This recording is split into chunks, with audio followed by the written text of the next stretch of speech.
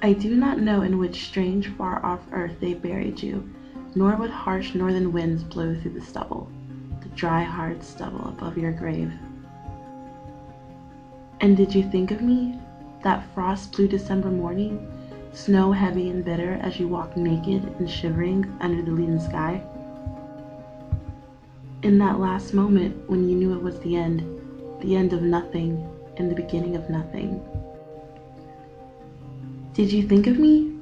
Oh, I remember you, my dearest, your pale hands spread in the ancient blessing, your eyes bright and shining above the candles, intoning your blessing. Blessed be the Lord. And therein lies the agony and the horror that after all, there was no martyrdom, but only futility.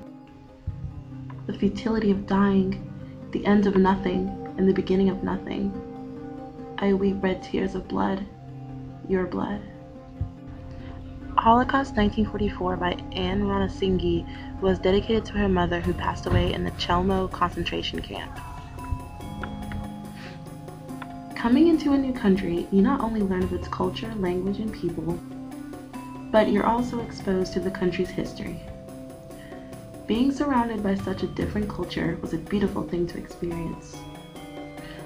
But with most countries' history comes moments of darkness from the past. The history that the city of Berlin, Germany holds is uniquely dark. The time in German history that we pay more attention to is the period of the Holocaust. The Holocaust refers to the period of Adolf Hitler's reign as Chancellor of Germany, head of the Socialist Nazi Party, from January 20th, 1933 to May 8th, 1945. During this time, the Jews in Europe were discriminatively targeted and suffered miserably through harsh and unjust government persecution, ultimately leading to the systemized mass genocide of 6 million Jews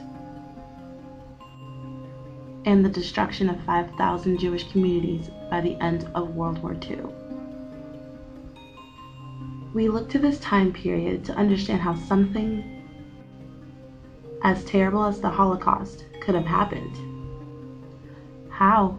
Why? But more importantly, how do we move forward without forgetting what has transpired? How do we solidify the vast importance of such a time period? After visiting the many amazing memorials dedicated to the Holocaust, the answer to these questions become a little clearer. Having a desire to learn more about the Holocaust, coming to Berlin, Germany was sort of like an enlightenment. A new perspective I've gained from experiencing this trip came from the first-hand glimpse into the conditions the prisoners and the victims dealt with, such as visiting the concentration camp, the train tracks, the cold weather, and the undesirable living conditions.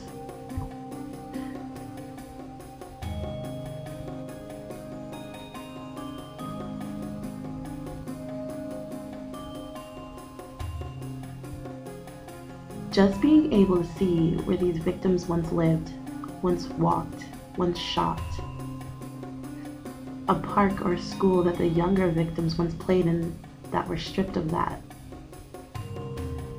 It was chilling to just be where these people once were. The only difference between me and the victims was that I was aware in the sense that I knew what happened to these people. The victims had no idea. One of the more important insights I gathered was more depth on the history of the Jews before Hitler's time.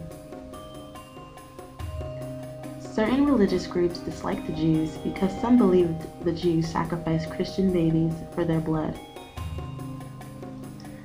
And because of this belief, among many others, negative propaganda against the Jews began to surface. Seeing how casually life can go on after horrific terrors of events happen either shows the strength of humans or their ability to forget.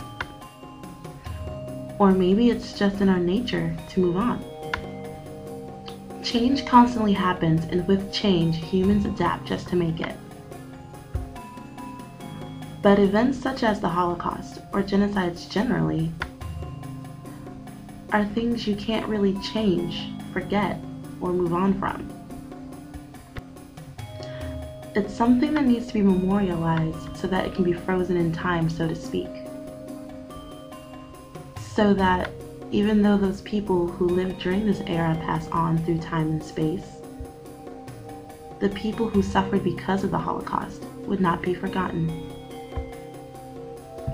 My experiences in Germany reinforces the need and want to keep the memories of the Holocaust alive and well throughout the ages.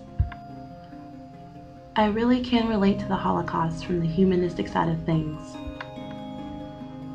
I have an immeasurable amount of sympathy for those who had to go through such a horrible fate, and with that, I hope a difference can be made.